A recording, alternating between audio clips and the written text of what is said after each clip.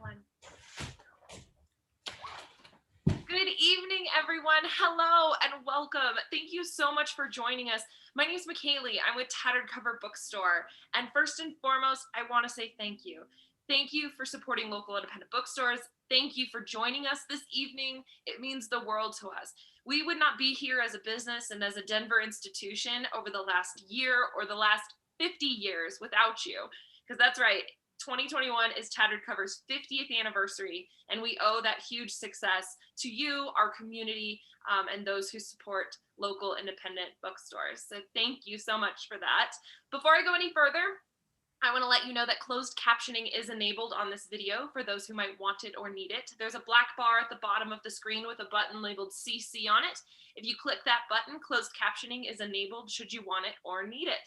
And for those of you who may not know, Tattered Cover is a local independent bookstore in Colorado. We have 4 locations in the Denver metro area, soon to be 5 actually, which is very exciting. Later in this summer, we're opening our children's only location at Stanley Marketplace in Aurora. And one of our stores is currently mid-move, so look out for that opening of McGregor Square sometime later this summer as well. But to get updates on that, follow us on social media or sign up for our email newsletter. That's the best way to keep up to date. For now, though, our 3 stores are open. As long as you wear your mask in the store over your mouth and your nose, you can come and shop and browse with us for about 90 minutes or so. Or you can always shop online at tatteredcover.com and fulfill all of those bookish needs. And also on tatteredcover.com is all of our upcoming events. And holy cow, we have so many events. It's amazing. We have one later, even this afternoon. We've got one on Wednesday for more of you nature fans.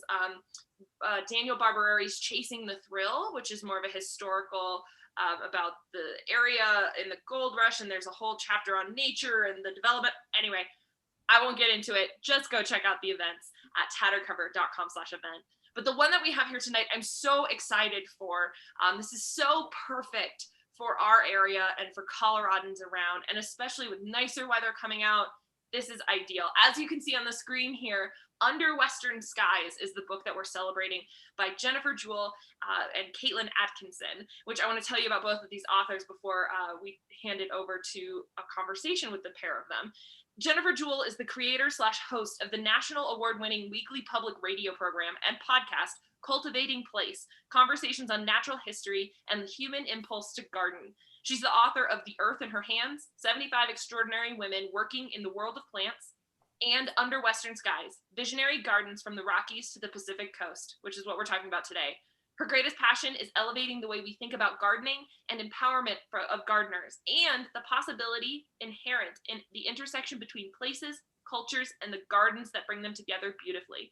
She lives in interior Northern California, where she gardens, hikes with her daughters and her partner, John Whittlesey, whenever she can. And Caitlin Atkinson. For the past 10 years, Caitlin has worked as a freelance photographer of places, spaces, and all things botanical. She grew up in the small town of the foothills of the Sierra Nevadas. In a childhood spent among trees, mountains, rivers, instilled a love of the natural world. She's a photographer for books by Dry Gardens, High Style for Low Water Gardens, Designing with Palms, Air Plants, The Curious World of Tilencias. One of you is going to have to tell me how to pronounce that afterwards. She's the author and photographer of Plantcraft, 30 natural-based projects for your home, and conceived of and photographed Under Western Skies, Visionary Gardens from the Rocky Mountains to the Pacific Coast. Caitlin's photographs have appeared in national magazines, Elle Decor, Dwell, Martha Stewart Living, Better Homes and Gardens, Harper's Bazaar, Sunset Magazine, and Architectural Digest. When not photographing gardens, you can find her digging in her own patch of dirt. It's my honor today to welcome both of these authors, Jennifer Jewell and Caitlin Atkinson. Hello, ladies. Thank you so much for joining me. Thank you for having us. It's so great to be here. Oh, we're so excited. It's going to be amazing.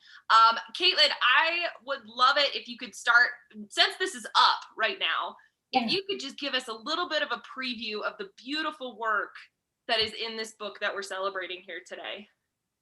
Yeah, so what we wanted to do was really make a book about the West, which in the gardening world is a little lacking. A lot of the garden books are kind of oriented towards the East Coast and their garden traditions. And we kind of wanted to root it in the West and feature as many gardeners, actual people gardening throughout the West. So in the Southwest, in the Northwest, in the Intermountain West, and then in California, Northern and Southern.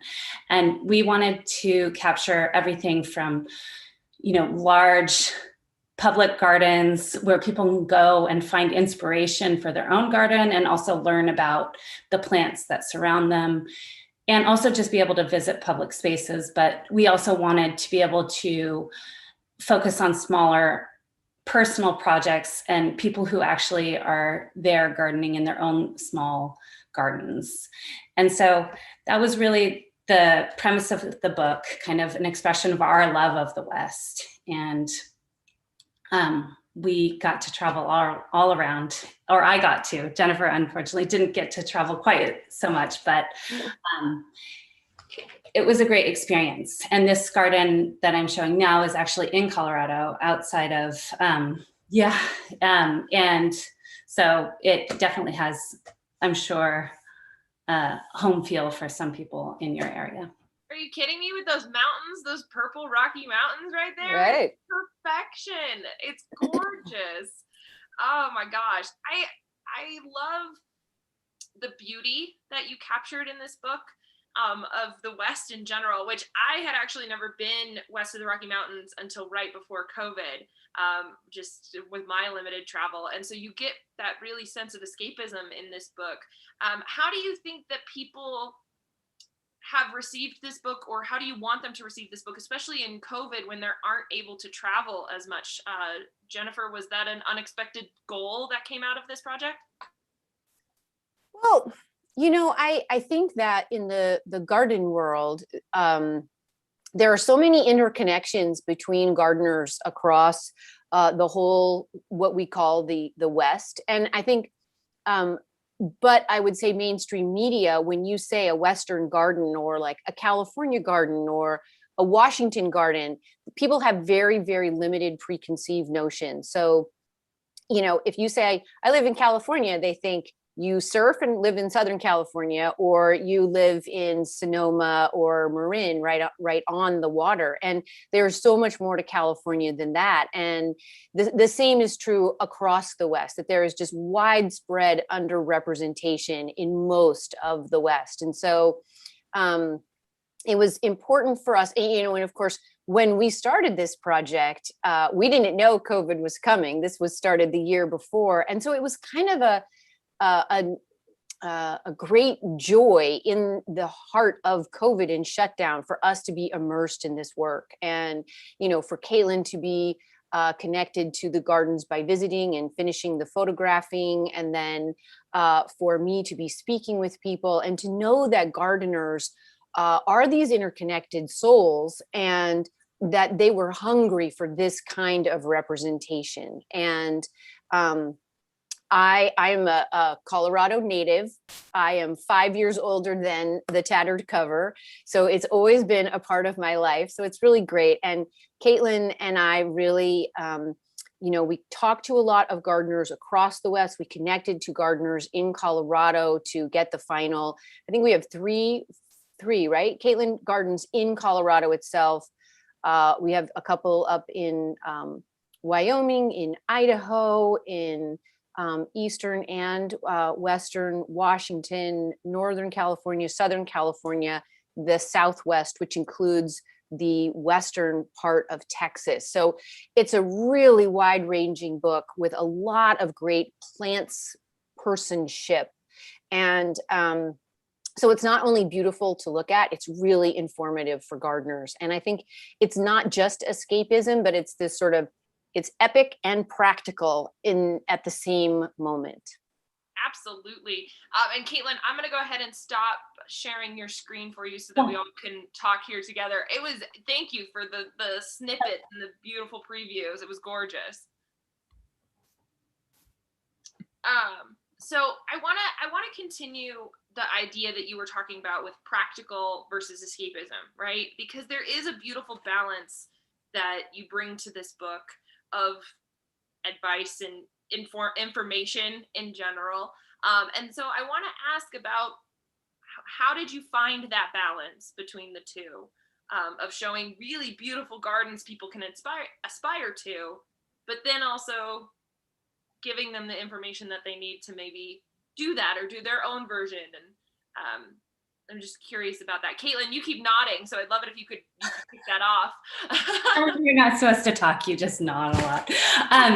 No, well, I think one of the premises that we had when we started this project is that we wanted most of the people and gardens that were in the book to actually be gardeners. Even if they had worked with a designer or an architect, we wanted them to actually be, you know, hands in the dirt and connected to their place in some way. And so I think from the start, part of the goal was to actually be showcasing gardens in which the actual gardeners were active participants. And so I think that's where the balance started. And then I think Jennifer's breaking down of the stories by, you know, plants, people, and place.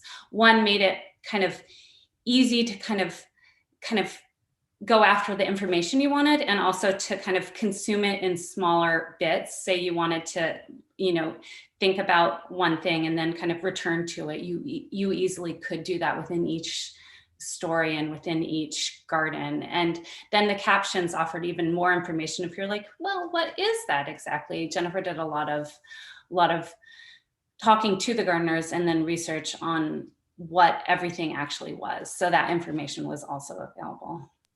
Absolutely. And it's a plethora of information. Jennifer and Caitlin, but I want to start with Jennifer. How did you pick these gardens? How did you pick these particular stories? Did it start with the stories or the photographs? Jennifer? Well, I'm going to, first of all, just fill in a little bit on the last question that you asked. And one of the things that I think both Caitlin and I were really happy about with the final combination of gardens is that there are some very, you know, quite small urban, suburban gardens that are completely done by the gardeners themselves over long periods of time. And then there are these, as she mentioned, these small and some larger public gardens. And then there are one or two really kind of, you know, really aspirational spaces.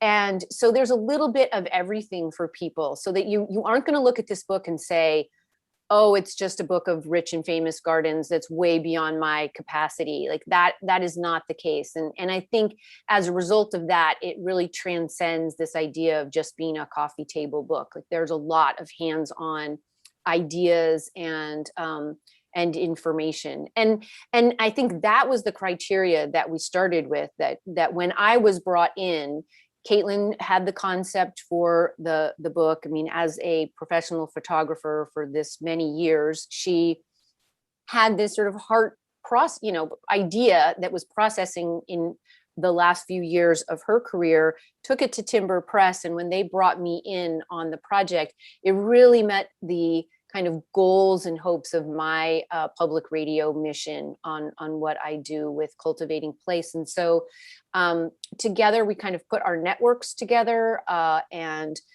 she is so well connected with designers and landscape architects, and a very strong design eye, as well as, of course, an artistic photographic eye. And we, you know, and the garden world is very generous. So, you know, she would call someone she knew, I would call someone I knew, they would put us in touch with someone else. And, you know, and then they would say, oh, you got to see this garden. And ultimately, you know, we balance the big with the small and the private with the public, and came up, you know, and I wish we would have had time to include another 20, right? But we have to have limits. And because I was raised in Colorado and have lived in Washington and Northern California, and I have family in other places, it didn't feel quite as essential that I had to go visit everyone. I was happy for the ones I did get to visit, and then I just lived vicariously through Caitlin's trips and experiences, and then of course her brilliant photography. So absolutely. And so Caitlin, what can you add anything to that before I move on to my next question of what came first, the stories or the gardens and the photography that you know of? Well, I think think they're kind of the same thing. Like the gardens and the stories are one and of the same, because when you look at a garden, you're looking at the story of a garden in a way without actually knowing the full story. You know, like you can kind of get a taste of what that story might be. And then you learn so much when, you know, you read the actual, like why somebody created something, what they were actually doing and where they had come from before. But I think for me, it was kind of looking at the place. And also, like, we would hear a little bit about the story, you know, let's say Jennifer, you know, was like, well, you know, my godmother has a garden and this is the story, you know, like we'd both know. She would tell me a little about the story behind the garden in choosing the garden. And then we would be like, yeah, that's a good. So we didn't necessarily visit the garden or photograph it prior to deciding. We kind of decided before we photographed it, and then we decided to go photograph it. Yeah, so it's kind of. And I think one of the things that's interesting to me about this process is that it is absolutely Caitlin's photographs that are going to pull you into this book and going to hold you in this book. And hopefully, you know, like through the caption or through one sentence, you might then be like, oh, I actually want to read about this one. And then you will read it. And once you read it, you will see the photographs more fully or more completely based on what Caitlin captured and what is expressed in that image. And so I think that is part of why, you know, the two things are one in the same, that the photos are in fact the history and the narrative. And once you know the narrative, you can see it really fully embodied in that image. I love that analogy, and the fact that it just fills in the pieces a little bit more and gives it another couple of layers that comes to learning more about this garden. Caitlin, I have to ask, where did this idea come from? You know, you formulated it, and how did it come to be? What were you doing at the time? I just sort of was feeling like I really loved where I lived, and I really wanted to highlight the gardeners out there who really loved where they lived and really felt a connection to their place in the West. And I felt like it was an underrepresented segment, and that I really, and also like in work, I don't necessarily get the opportunity to go photograph those spaces as often, because they're, you know, the private spaces of gardeners are often private, and I'm not hired to go photograph them as often as, you know, commercial spaces. So that was really the inspiration for it. So then, that being said, what about the West did you think was being underrepresented? I think that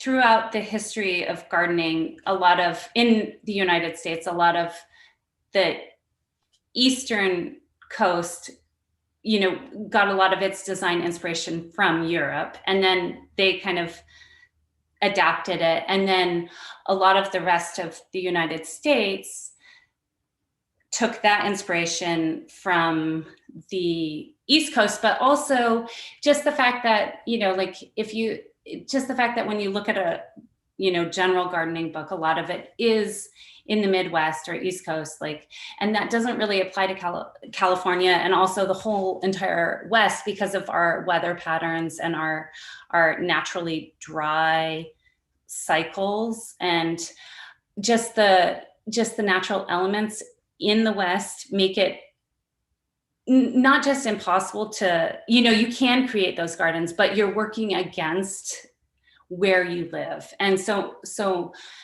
what I want and hope that people can get from this book is the idea that you're working with where you live. And so it's not that you have to like completely abandon any idea that you may have of, like, you know, having a green, lush landscape, but if you can work with plants that exist in your natural area and you can adapt them to your design ideas, you might come up with something that's totally innovative and new and a fresh, beautiful garden, and it might, you know, meet all those ideas of what you have in terms of like creating an oasis and creating a space for your family to relax and enjoy each other's companies. But there's also the possibility that it could actually not only speak to the land that surrounds you, but also and be in harmony with it. But it can actually just make it a simpler process in terms of upkeep and in terms of the plants being happy. And then the work that you have to put into it is then less because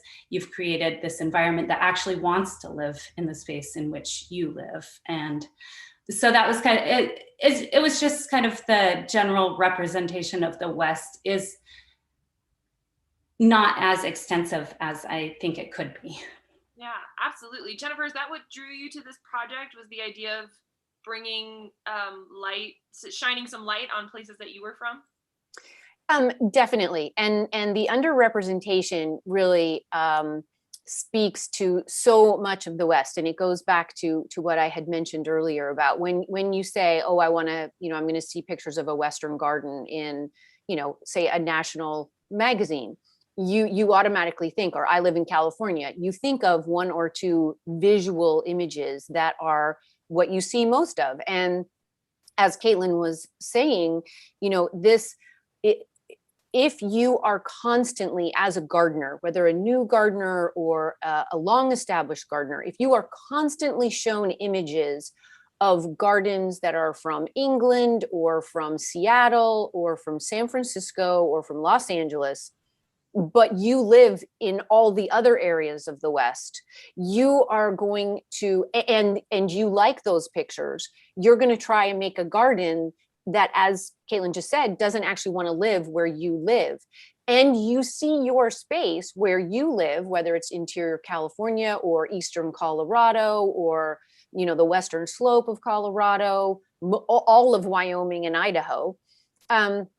You're not going to see those natural spaces as beautiful spaces. And I think one of the most amazing things that happens in this book is that Caitlin's images begin to show gardeners, especially those, I want to say 18 million new gardeners that came online in 2020. It's crazy.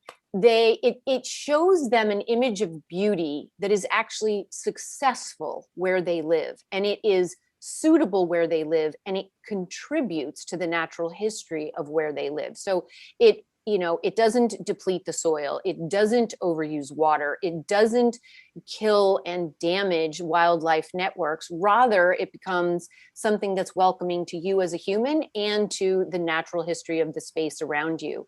And that makes for a successful, confident gardener who wants to stick with this activity that we love as gardeners. So, and it might seem like sort of a niche activity, this garden, what we talk about is gardening, but in the last census, so I think that was 2018, 38% of all US households reported as engaging in gardening. That's 49 million households. And you add another 18 million after the pandemic, and you have a lot of people. So if we can move the needle on that cohort, gardening happily and successfully and with their places, then we have done a great service to the garden world. And it's just such a beautiful book. Come on.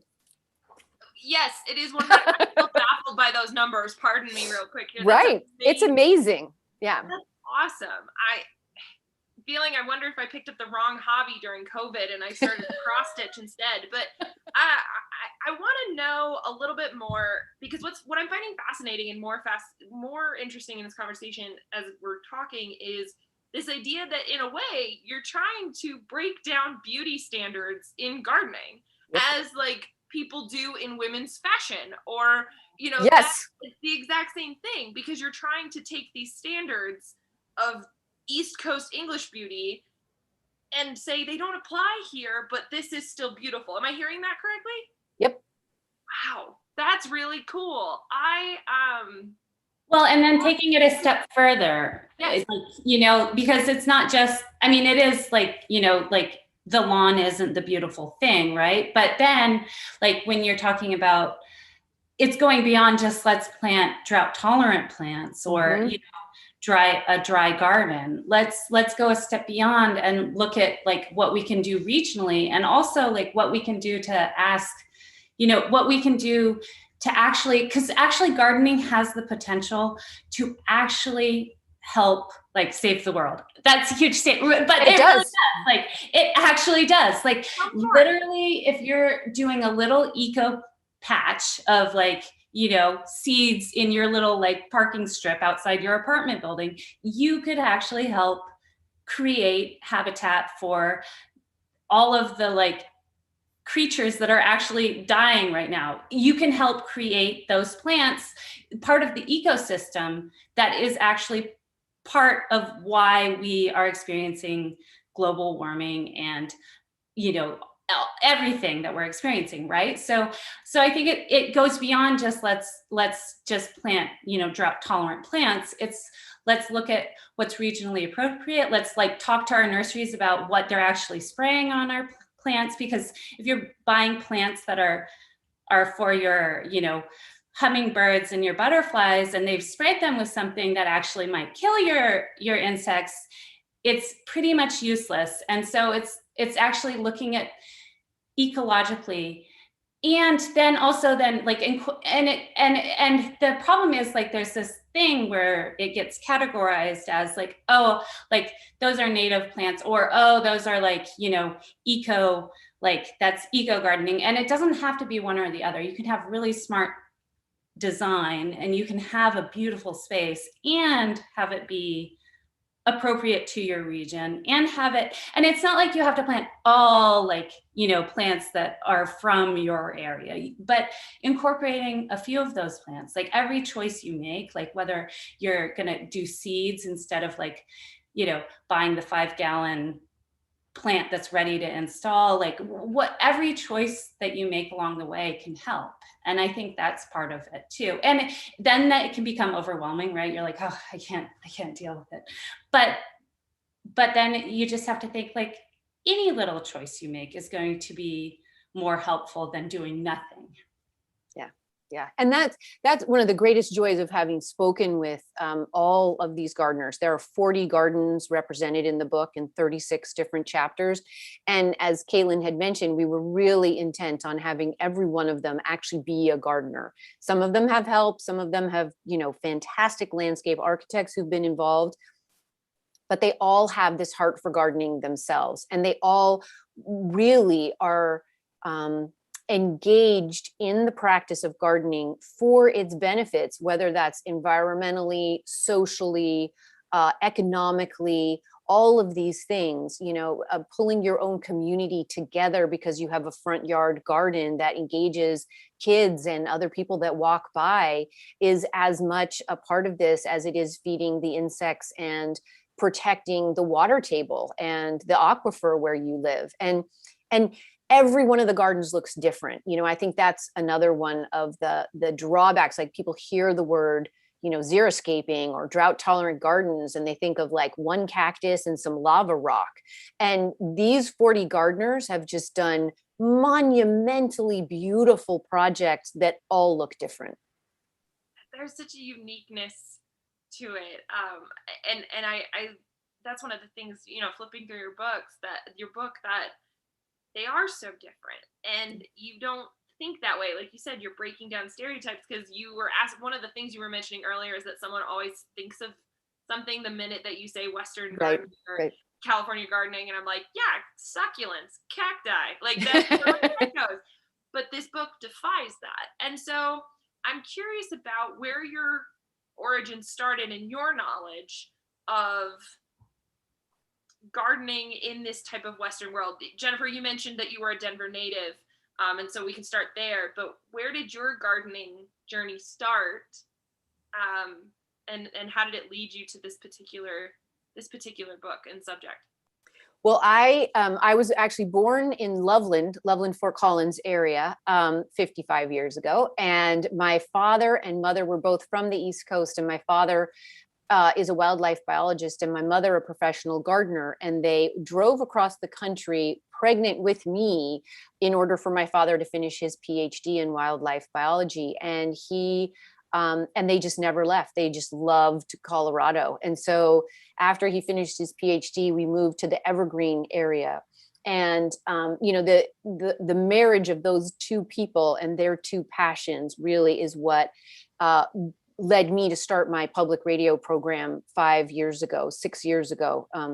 And it is focused on this idea of marrying people with their places more lovingly, more effectively, and with a lot of interesting passion and knowledge. And so, but I'm a lifelong gardener. I mean, I think people who are gardeners, whether they come to it when they're in their 30s or they come to it when they were 5 at a parent's knee, like the garden will find them if you're meant to be a gardener. And so I was just really excited when Caitlin and Timber Press invited me to be part of this project. And it grew me a lot as a gardener to interview these people. And, as Caitlin said, to, have to go through the images and identify the native plants of the Chihuahuan Desert, in the Southwest. I'm like, wow, I've never even heard of these plants, and I've been gardening my whole life. So, and I think that's when, most gardeners that I know will say to you, one of the greatest things about it is that you never can know everything. You are always learning. And that's what makes it fun. So that's sort of my origin story. So how about for you, Caitlin? How did obviously you conceptualized and brought and helped bring this project to life. Where did it start for you? As I mentioned, growing up in the foothills, my parents were back to the land, 60s, 70s people, and I lived in a very rural area, and we had a very self-sufficient farm with, cows, and milking the cows and making cheese, making bread from the wheat berries. Like, it was very rustic and very involved in the garden in terms of like growing food and flowers. Not so much like a designed space at all, but definitely a connection to the land. And so I think, and my grandfather was a landscape contractor. So I think, and so my whole family, most of my family has some interest in plants to begin with. So I think it started there. Yeah, so you both get it honest. That's what I'm hearing. So I want to ask one more question before I turn it over to audience Q&A. But what's next right now for the both of you? If it's not a project you're working on together, what are you working on right now either in writing, gardening, photography? What project are you excited about next, Caitlin? I'm really excited to just kind of get further into what it can mean to be a gardener now, and what it can mean to be in touch with the land and with and how we can move forward. And I don't have a specific project. I'm just kind of thinking. I like that. Something to aspire to. It Yeah. also reminds us, who are all creatives in one way or another, that there is that phase that's like, after I birthed this one project, I'm still musing on the next one. So what about you, Jennifer? I would say I'm in about that same stage. I had 2 books really back to back. They're kind of like Irish twins, if you think about books being like babies, which they feel like they are. And I have enough Irish in me that I can say that without being, hopefully offensive. But they came quickly, and now they kind of both need a little bit of tending, and I need a little bit of resting. But I do the public radio program every week, and it's nice to be able to just have my full focus back on that, as well as tending these 2 books and being connected to gardeners across the world. Is, it's in a world that is very disheartening. This is an engagement that reminds you that there is just so much hope and so much positive action on the ground every day by everyday people. And we can harness that even more as we move forward. So what a wonderful note to transition to our audience Q&A on. So there's a chat that next to the screen you're watching us on, and if you have any questions, please feel free to type them into the chat, which I think this is a good one to start on, because we've been talking about gardening and plants and the subject of the book, but we haven't talked about the photography yet. And so, Caitlin, when did your love of photography meet your love of gardening? I probably did both as separate activities. I started doing photography probably in high school. It was just another art elective. I like to take all the art electives that I could. They're fun. I ended up continuing on and doing it. I went to an art school and specialized in photography. And so that's probably been around longer. But while I was in college, I was doing, I was working at a flower shop, and then I did floral design. And so I definitely still had an interest in plants, even though I lived in an apartment. And you tend not to garden as much in an apartment as in a space with outdoor space. But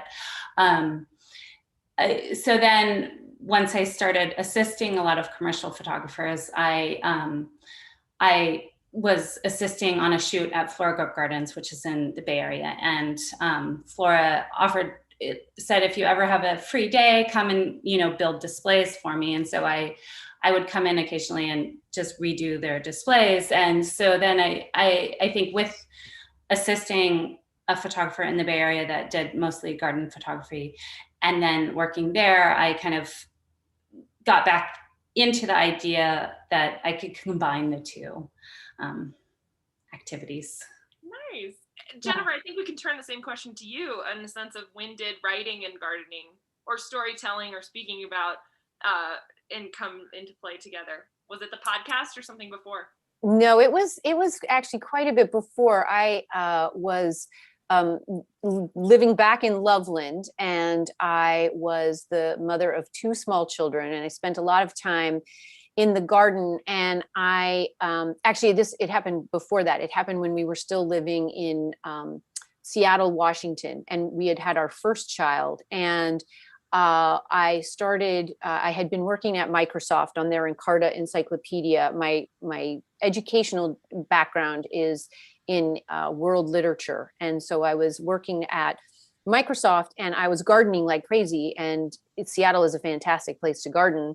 And so I suggested to Encarta that we add a lot of articles on the major gardens of the world. And they were like, yeah, that'd be great. And then I started doing some freelance writing for local newspapers on gardens in the Seattle area. But after about 10 years of writing for major magazines like House and Garden in New York and Gardens Illustrated, I really started to be disturbed at the disconnect between the way the visual images were saying one thing, but the experience of the gardener was saying something different. And that the images at that point were really leading to this kind of misrepresentation of what the life of an actual garden is. And it's not two-dimensional, and it's not just a pretty picture, and it's not something you can pick up at a big box store on Saturday and call it good. It's this lifelong practice. And I really wanted to be talking more about that. I mean, because of course we want our gardens to be beautiful, and we want them to be equal to an image by Caitlin, but for the most part, on any given day, our gardens don't look like that. We dress ourselves up and we look good for a picture, but most of the days we're in our sweats, like dirty in the garden. So I really wanted to talk more about the process and the why of gardening, not just how it looks. And so I started the radio program when I moved to Northern California. And the first iteration was about 7 years, and it was a smaller local program. And then it launched into this bigger program, which has really just met with an incredibly excited and supportive audience of gardeners around the world who want to have these kinds of conversations. And it's very gratifying. So I love hearing about the process of things. I'm very much a person I love behind the montage, you know what I mean? Rocky didn't get up the stairs all the way on one shot, you know what I mean? yeah. Absolutely. So another question here is, in Colorado, we only get to garden half the year. So I tend to decorate my house with botanical drawings and photographs and store-bought flowers as well. How does one do this more in keeping with our natural Western heritage? Anybody want to take that first? Sure. I mean, well, first, I think you can create a lot of botanical art, like with, say, pressing flowers and with, say, drying flowers and actually using things from when things are actually blooming. And, you can create wreaths out of dried materials as well. And so I think that can often be a starting point. And then also, I think you can do some indoor gardening, which isn't necessarily inspired by the natural environment, but I think it's just bringing in like those little bits of the natural world into your home in the off season during, if it's snowing but let's say you make an evergreen wreath and it does bring that kind of like vibrant life force into your home. And so I think it's just doing little things that can help bring that in. And then obviously, you can do other things, I'm sure too. Jennifer has some great ideas. Yeah, I was going to say, Jennifer, what would you like to add to that? Well, I so remember my mother, who was this diehard avid gardener, and other people will have mothers or fathers like this who, if you can't find them at dinner time, you're like, okay, everybody go out in the garden, find wherever she is and bring her back in. And we lived at 8,000 feet on Lookout Mountain. And so it was a short season for an avid gardener, but she did a lot of seed starting and bulb forcing. And as Caitlin was saying, just like using the natural greenery to make wreaths or make pots of displays. And I remember my older sister's wedding. Her first wedding was in May. No, it was in September, but my mom was getting all the pots and everything ready in early May.